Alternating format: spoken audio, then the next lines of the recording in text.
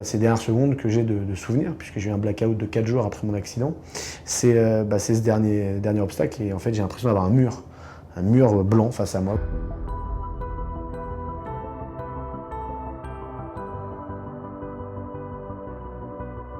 Avant mon accident, moi j'étais quelqu'un de très casse-cou. J'étais le genre de couillon quand on faisait des sauts dans une rivière, n'a pas vérifié le fond, être le premier à partir, à faire des saltos avant, arrière, bon bref.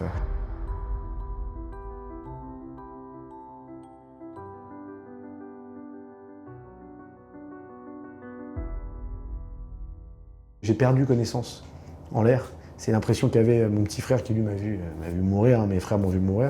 Une espèce de pantin désarticulé, et puis je m'explose par terre. Au lieu de tomber dans la descente, je tombe sur le côté, et donc une chute d'à peu près 10 mètres. Et donc là, je me casse les 2 jambes et la colonne vertébrale. Et alors la chance que j'ai, c'est que je ne me souviens pas de ces moments-là. Donc la souffrance, la mienne, celle des autres, l'angoisse, moi je ne l'ai pas vraiment vécu.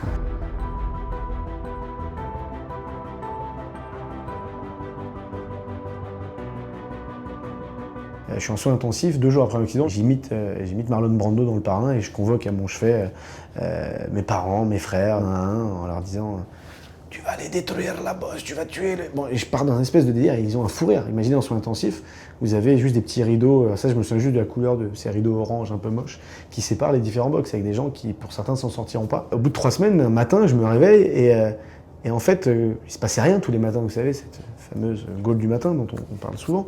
Et là, je suis allongé sur le dos, donc vous êtes comme ça avec vos pieds au bout. Et là, en fait, je vois plus mes pieds. Je me retrouve en fait à avoir ma première réaction, mais à 18 ans. Et donc, j'ai eu cette chance-là, c'est que j'ai récupéré encore et encore de la motricité, de la sensibilité jusqu'au genou. Et effectivement, moi, j'ai eu une quête frénétique, notamment de me prouver et de prouver à la terre entière que je pouvais plaire. Je pouvais prendre du plaisir et donner du plaisir. Ça a commencé en éducation avec ma kiné, avec une aide-soignante, avec des infirmières, avec une patiente. La sexualité des personnes handicapées, c'est un tabou et ça ne devrait pas l'être. Et encore, je parle de la sexualité, mais le plus grand tabou, c'est la vie affective. Des hommes handicapés avec des femmes valides, j'en connais énormément. Mais des femmes handicapées avec des hommes valides, j'en connais extrêmement peu.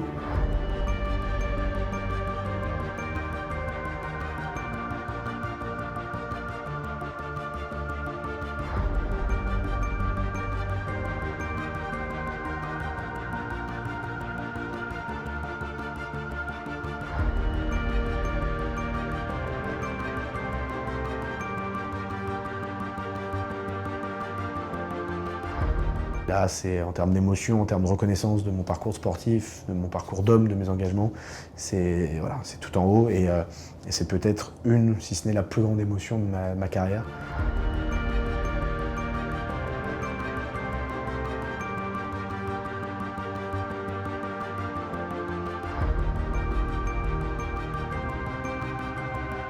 Voilà, moi je suis là, je suis vivant et bel et bien vivant, et bah tant pis si c'est pas en mettant un pied devant l'autre, si c'est pas en courant le 100 mètres en 10 secondes. Et donc oui, l'idée c'est de transmettre ça.